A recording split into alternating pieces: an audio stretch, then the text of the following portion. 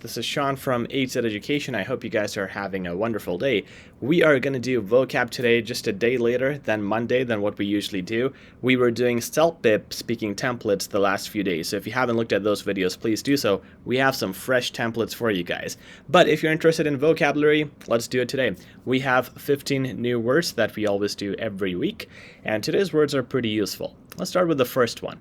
It is ambiguous. Ambiguous is something that is not clear. Okay, it's spelled in a weird way. It is A-M-B-I-G-U-O-U-S.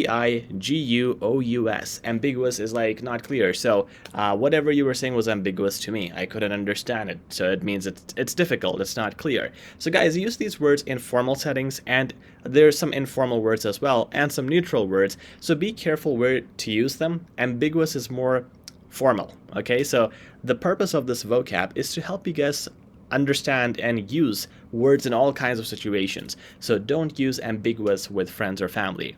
Let's go on to word number 2. It is conform. C-O-N-F-O-R-M. Conform is to agree with something. So if I conform to the rules of my family, then I would eat in a certain way, I would act in a certain way, I would talk in a certain way. But if I conform to the rules of the other, like for example, my family background is from the East, if I conform to the culture of the West, then I follow a different set of rules. So whatever I agree with, I conform with that. Number 3 is evident. Evident is clear, so E-V-I-D-E-N-T simply means clear. So what you said was very evident. It means very clear. Again, this is formal, so don't use it with friends or family. Number 4 is implicate. I-M-P-L-I-C-A-T-E. Implicate means to accuse someone. So, and it's negative, by the way. So let's say this guy was implicated in the use of drugs. So he was involved in the use of drugs. It's something wrong, something negative. Sometimes it's related to crimes. And if you implicate someone in something, it's like you're accusing them of being involved in that something. Number 5 is append, A-P-P-E-N-D. Append means to fix or attach something. So now if I put something on my wall, like a painting, I'm not going to append it. It's not like that. But it's more like append, like on emails, we say attachment, right? So you can also say append a file on this email. It'll sound weird because for emails we use attachment, but you can use it. You can also use it like as if you're saying, I want to append some additional proof in my documentation. So like fix or attach with something. That's append. Again, formal word to use. The next word is partisan. Again, formal as well. P-A-R-T-I-S-A-N. Partisan means biased, and biased means favoring one side. So if you're having favoritism or you are a partisan person in anything, let's say you in elections, of course you have to be partisan because you're voting for one person, not the other. It means you're choosing one person or two over others. And it shows that you're picking sides, you're not neutral. Okay. The next is discrete, D-I-S-C-R-E-T-E. Discrete is separate or something which is not mixed with something. For example, the discrete planning that the business came up with, it established it as a groundbreaking idea. So it's like it was a new set of ideas. It was discrete, new, unique, different, and separate than other people. I could also say that in this school, this department is discrete, which simply means it's independent of other departments. It's a separate department. Okay. Number 8 is infer, I-N-F-E-R. Infer is to conclude. So it's a very fancy word to use, and especially if you guys are doing your English exams and you want to use it as a conclusion. Instead of saying to conclude, you can say to infer. Simple spelling, I-N-F-E-R. So I inferred after all the chaos that it was Bob's fault. So it was my conclusion. I deducted or I inferred.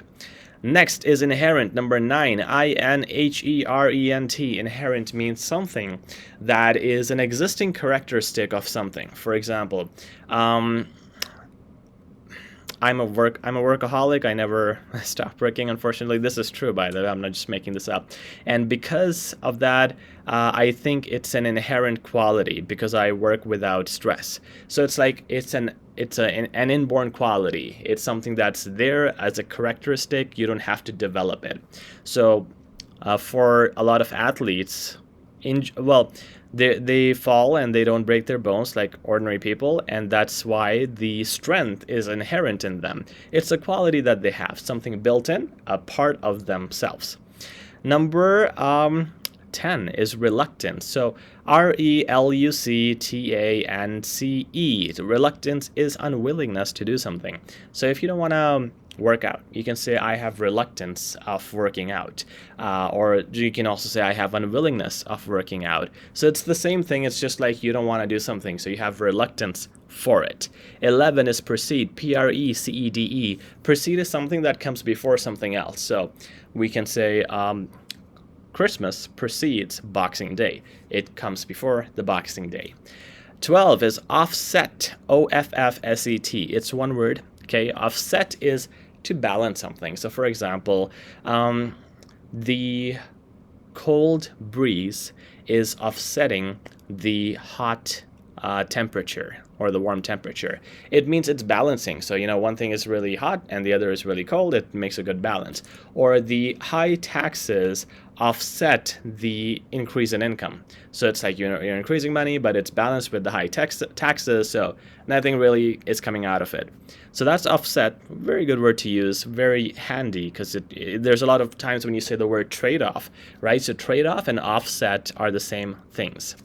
13 is prognosticate. Now this is fancy. Prognosticate.